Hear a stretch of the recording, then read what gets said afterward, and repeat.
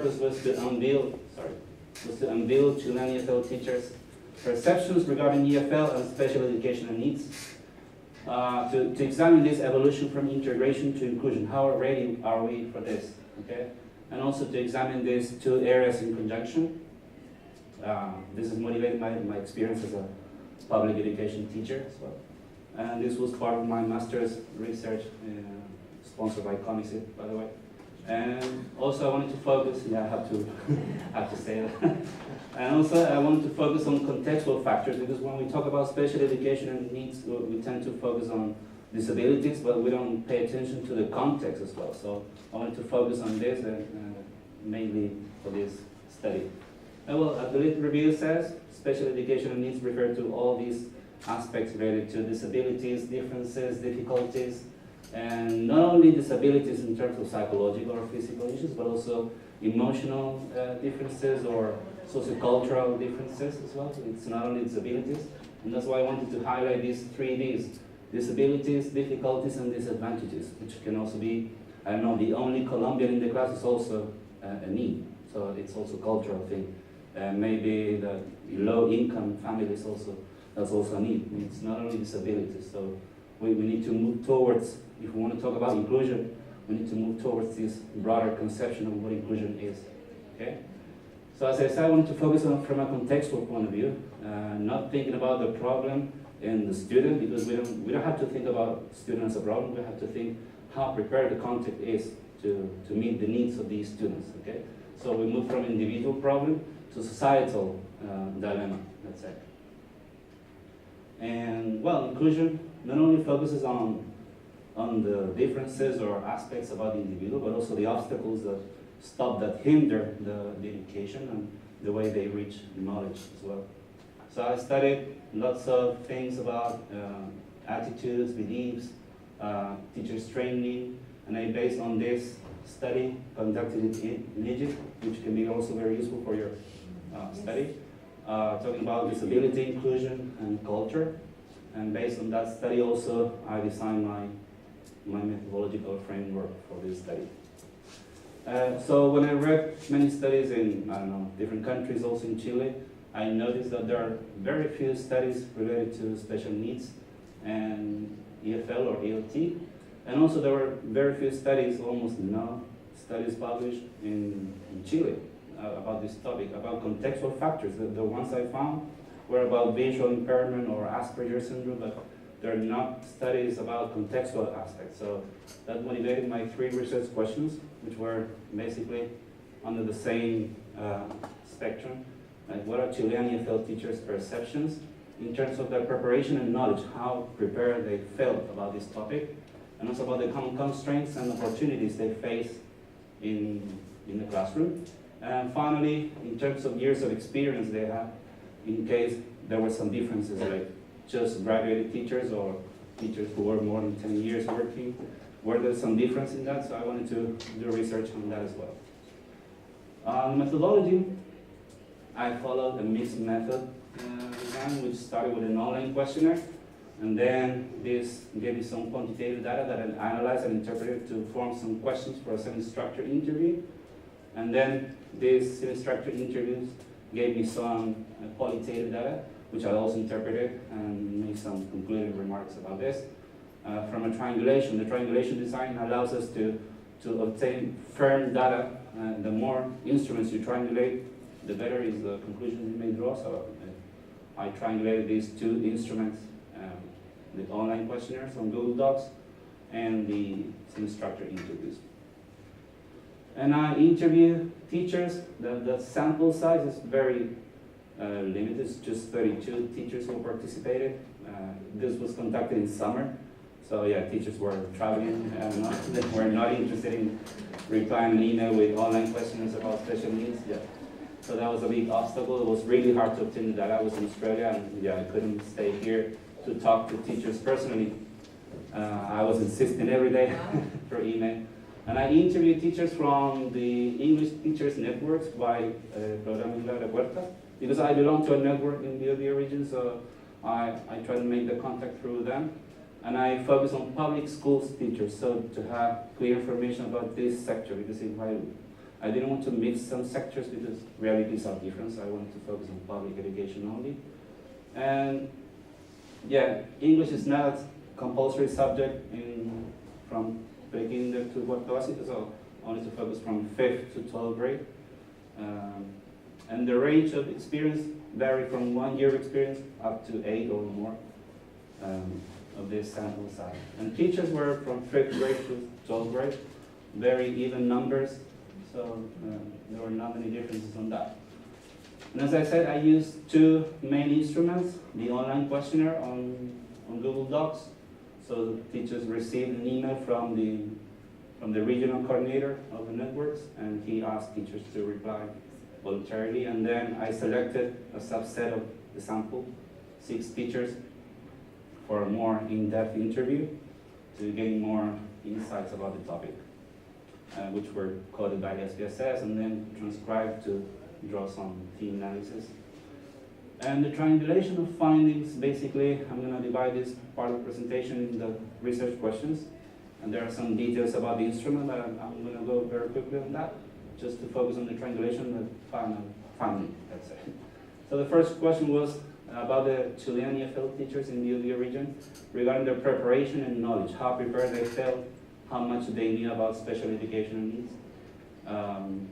So yeah, I found that only 28% of teachers received some kind of course and training during their bachelor stage, and the rest not at all. So that's a reality. We don't have training courses for EFL teachers regarding special education needs so far, I think. Maybe now it's getting more common, I don't know.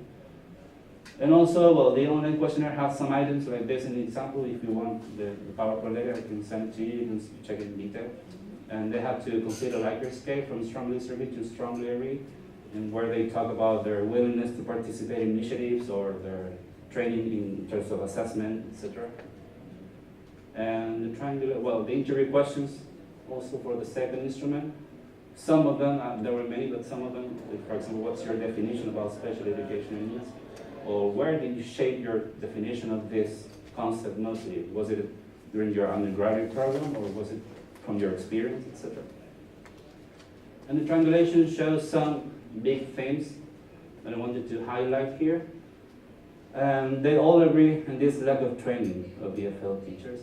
Most of them didn't receive any training during the bachelor stage, and then after they graduated, they couldn't attend any initiatives or something related to special needs. So they all agree on there's a lack of training. And their understanding of special needs is mainly shaped by their experience, the interaction with colleagues, the experiences they have with students, with parents, etc. There's also a concept of special needs more associated to disabilities, to the biological aspects. Still, people do not consider cultural aspects as part of special needs as well. So that there's a misconception, a limited conception of special needs so far. These were like the main findings of the first research question. Regarding the common constraints and opportunities, they listed some of the issues that are more struggling for them. For example, assessment, how to assess students with special needs. That's a big issue nowadays, not only in Chile, but also worldwide. And the knowledge they have about special needs and the time for planning, time for interaction, time for collaborative work, time for evaluation, etc. So time is a big issue. And on the other side, some opportunities they have, the positive attitude they have. They want to learn, they want to know more about this topic, and also the material on internet, more than the textbooks. So that's also another issue. And the collaborative work, yeah, it's like very similar to initiatives, but they value the importance of interaction with other colleagues, not only EFL colleagues, but also special education and needs colleagues. Those are the supportive factors they feel. And also I divided some parts of the questionnaire in terms of resources. I wanted to obtain some information about how they felt in terms of resources, assessment, collaborative work. So these were the kind of items I included in the test, in the questionnaire, sorry. And some of the interview questions to triangulate my information were related to material adaptation, to collaborative work, to assessment in terms of how you assess your students. Can you give me some details about your collaborative work with your special education colleagues or English colleagues, etc.? How do you adapt or accommodate your material? etc. And the main themes that arose here were time again and institutional support. In terms of benefits of time, colleagues who declared to have time for treating this topic, they were very proud of their job and their results. So the ones who had time for planning, for interaction, for collaborative work, they saw the impact. And also that's linked to institutional support. They presented these issues to school principals or to Departamento de Educación, and they were given the time to work on that, so they appreciated us. But on the other side, also time and institutional support was an obstacle. Since they didn't have the institutional support, they couldn't work together with other colleagues, they couldn't have the time for planning, the time for accommodation, etc. So these are the main themes that could arose from this triangulation for this research question. Okay, and also they indicated they have a positive attitude about this. They indicated also the little knowledge they have about special needs, so that there was a need to increase the knowledge about this. And regarding the third research question about the experience, I couldn't find many differences regarding teachers who had 1 year or 2 years and those who were more than 8 years. Basically, the attitude is pretty similar, and there are not huge differences. So yeah, that research question actually showed that.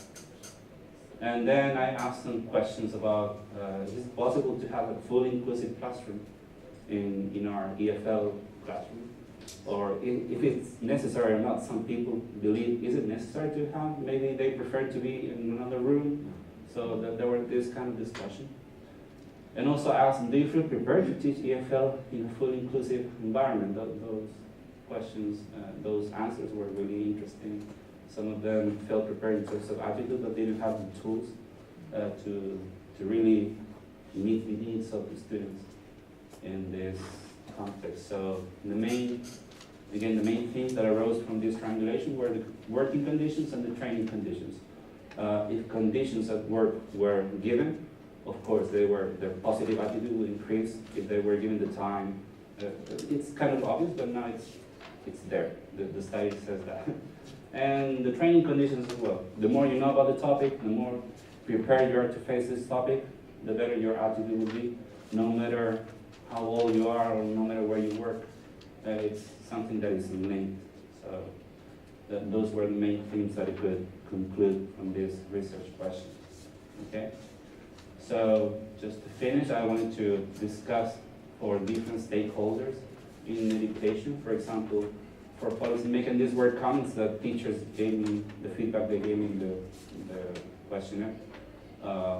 They say, okay, policy making people should evaluate the context first. They should see before implementing a law, for example, what's necessary to have in advance or etc. So they say they should foresee the possible obstacles we're going to find.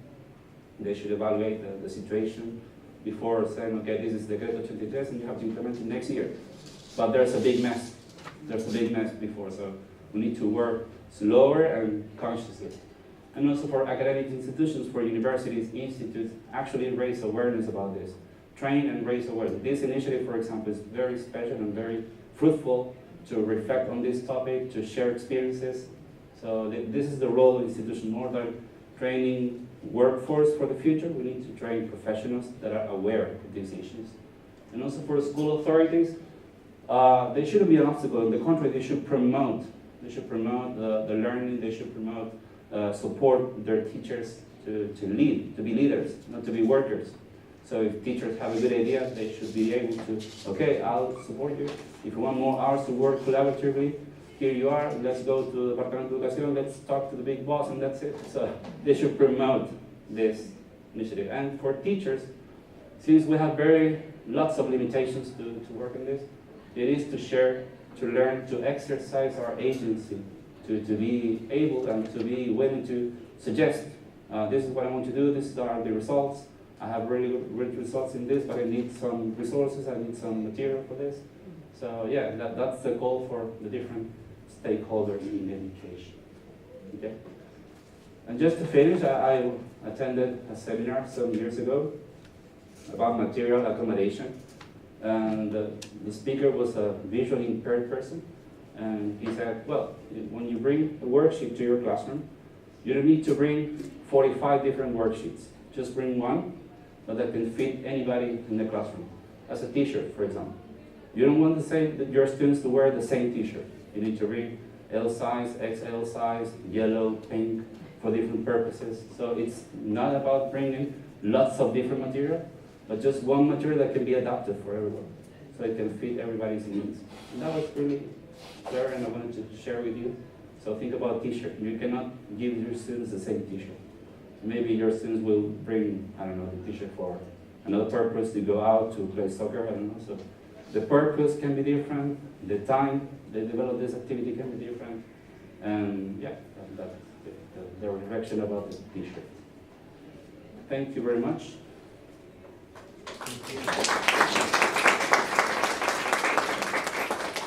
That's my email. Thank you very much, Professor, for your talk. Now it comes the moment for questions coming from the public. Anybody has questions? Every time that we learn something new results a little tiring to apply, but with the time and practice, this becomes in something natural to use. Do you think that with the correct preparation in SEM and inclusive teaching will be the natural way to teach? You mean the current preparation where we're sitting now, universities or something like that? Courses, seminars. If that is appropriate to teach, you see? Is that what you mean? I didn't get the... Do you mean if it's appropriate the way we're learning? Yes. If it's enough? Well, first of all, I think we need to work on some concepts which are, as I said before, inclusion. What do we mean by inclusion? If we misunderstand the concepts, it's really hard to move forward. Inclusion means to reach everybody, and knowledge that everyone has needs in the classroom. Even the teacher, who's in front, he has needs also of any kind. So if we acknowledge that, then we can give a step forward and then work on strategies. We have to acknowledge also that what is said today cannot be applied the next year, because we have other issues as well, so we need to be evaluating all the time. That's why I talk about the teacher agency, to be looking for new information all the time, and to be able to find new ways. We have an Asperger's student with Asperger's syndrome today, but the other one next year will be different, so other strategies will apply. So I think all the knowledge we receive is just complementary, and then we have to evaluate what works and what doesn't work, I think. So yeah, is that what you mean more or less? No? If we are prepared for this, you mean? We prepare ourselves. Yeah. If we prepare ourselves to give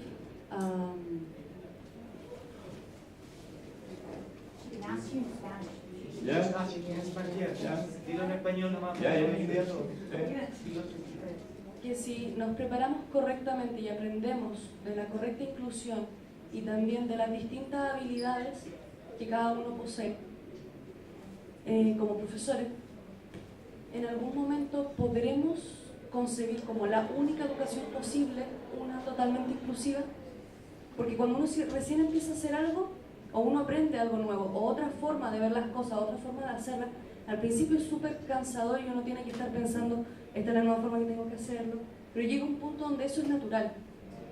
Entonces yo le pregunto a usted si usted piensa que en algún momento, como a nivel país, lograremos concebir la educación inclusiva como una forma natural de enseñar, como la única posible.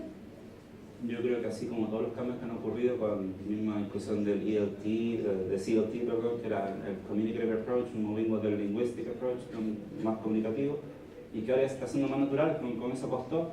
También este tipo de cambios van a surgir y van a ser más naturales a medida que pasa el tiempo, pero también nos vamos a encontrar quizás en ellos más con otros fenómenos que no estamos preparados, que desconocemos, en términos tecnológicos quizás. Entonces nuevamente vamos a tener que buscar otro approach para ir, en el fondo eso es lo bonito de esta profesión, que nosotros tenemos que ir indagando, tenemos que ir investigando cada día y evaluando qué es bueno, qué es malo y qué me sirve, qué no. Entonces, si me preguntas cómo alcanzar esto, sí, ojalá que sí, sirve harto para la necesidad que tenemos hoy día, pero no sé si en años más va a ser efectivo, si tenemos que buscar otro approach. Entonces, yo creo que aquí la respuesta definitiva en educación tenemos que ir innovando cada día, con cada curso. No sé qué Es un proceso dinámico. Un proceso dinámico. Hace 20 años se hablaba de otras cosas, Yo de soy lo que se cansado. necesitaba en ese momento. Y el futuro va a ser diferente. Ahora, ¿cómo nos va a ir lo que dices tú, sabes? Claro, tenemos también un montón de obstáculos, signos entre medio, entonces, cosas que desalientan. La Pero legislación también complica las cosas, porque También. decía yo, porque usa nomenclatura Claro. médica, Exacto. típica de la integración. El discurso médico, claro. Entonces, un discurso médico, un tremendo diagnóstico, PIE, y encasillamiento de los niños, eso no es inclusión, perdónenme. Claro. Eso no es inclusión. Yo creo que si hablamos de inclusión hace 5 años atrás, ni siquiera consideramos que hay un estudiante haitiano en Chile. Hoy día hemos tenido estos talks Ah, claro. de haitiano, ya es algo común. Entonces, ¿no? Y además también en el aula hay muchos niños que tienen problemas totalmente emocionales, claro, con lazos familiares, que también tú dices, ya yo le entrego tales herramientas, lo ayudo, lo motivo, tengo afiliación con los alumnos, pero al final ellos están en un ambiente tan tóxico que tú dices, ¿cómo los saco de acá? ¿Quién más me ayuda a sacarlos de este ambiente? yo muchas veces se cuestiona, en mi caso, por ejemplo, mi escuela es vulnerable, entonces yo a veces pienso, realmente quieren aprender inglés estos chicos, necesitan otra cosa. Cuando pasan adelante a presentar un tema X, les cuesta ya pasar adelante porque tienen vergüenza, tienen trauma, un montón. Entonces, para mí el trabajo principal en ese momento no es que pronuncien bien, es que por último tengan el coraje de pararse adelante y empezar a trabajar esa habilidad para que en 4 años más ellos tengan la disposición. Yo tenía muchas experiencias positivas, pero un estudiante que no hablaba nada en primer medio, nada, pero yo era presidente de curso, está en tercer medio. Entonces hay que trabajar otra vez, quizás no es el momento para ella de aprender inglés, no está en su interés, no está en su goal, por lo tanto no hay que presionar, hay que apoyar, hay que ir evaluando, ok, en vez de poner el go, no presentaste, no hay ninguna evidencia de lo que aprendió. Estos aprendizajes esos son más a largo plazo, entonces tener paciencia, cansa, hay poco apoyo, pero ahí está esta misma instancia de interacción, son bonitas, colegios también. Aquí te apoyamos. Con ustedes el profesor Rodrigo Meza Sánchez, representando al Liceo Río de Chile, quien también nos recuerda que la inclusión parte por los profesores. Y también nos da una radiografía, fuera de Santiago, de cómo la educación está siendo ejecutada en regiones. Desde ya les agradecemos su visita y para concluir esa segunda versión del segundo Congreso Nacional de Segundas Lenguas y Lenguas Extranjeras, se realizará una charla de cierre con el profesor Jiménez Vargas a la 1:30 en la Sala B03. Es aquí.